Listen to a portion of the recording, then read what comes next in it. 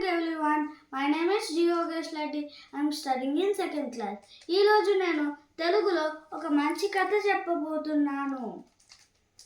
ఒక రోజు పులి ఈ వేటాడేకి వెళ్తా ఉంటే తనకు ఒక ఆలోచన వస్తుంది.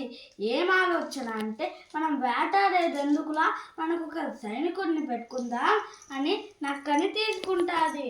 అప్పుడు నక్క దగ్గరికి వెళ్ళి నక్క నువ్వు నాకు రోజు ఆహారం తెచ్చియాలి అంటుంది. అప్పుడు అక్క సరే రాజుగారు అని చెప్తుంది.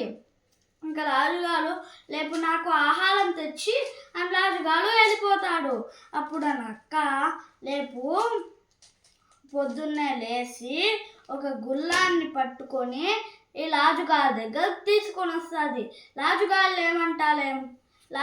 ఏమంటారంటే నువ్వు చాలా బాగున్నావు, ఇట్లే రోజు తేవాలి అని రాజుగారు చెప్తారు. అప్పుడు నక్క పులిని ఆడ పెట్టేసి వెళ్తుంది.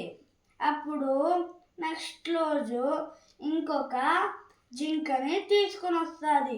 అప్పుడు పులి మెచ్చుకుంటుంది, రోజు ఇట్లే తేవా అలా అప్పుడు నేను నీకు బాగా తినకుండా ఉంటాను అని చెప్తుంది.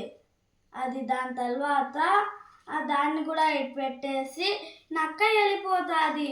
దాని తర్వాత ఒకరోజు ఒంటని తీసుకొని వస్తుంది.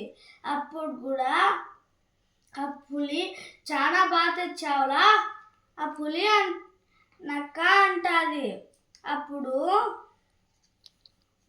పులి దీన్ని చూసుకుంటా ఉండు, నేను అట్లా నీళ్లు తాగేసి వస్తాను అని పులి అటు పక్కకి వెళ్తుంది. అప్పుడు నక్కకి చాలా బాగా ఆకలేసి ఈ వంట మెదడుని తినేస్తుంది. ఇంకా ఉన్నట్టే ఉంటుంది. అప్పుడు పులి మళ్ళీ వచ్చి ఏంటి దీనికి మెదడు కనిపించట్లేదు అంటే అప్పుడు నక్క అంటుంది, ఈ రాజుగారు దీనికి మెదడు ఉంటేనే కదా మీరు తింటారని తెలిసి కూడా వస్తా అది అని చెప్తుంది. అప్పుడు సరేలే అని రాజుగారు కూడా వెళ్ళిపోతాడు.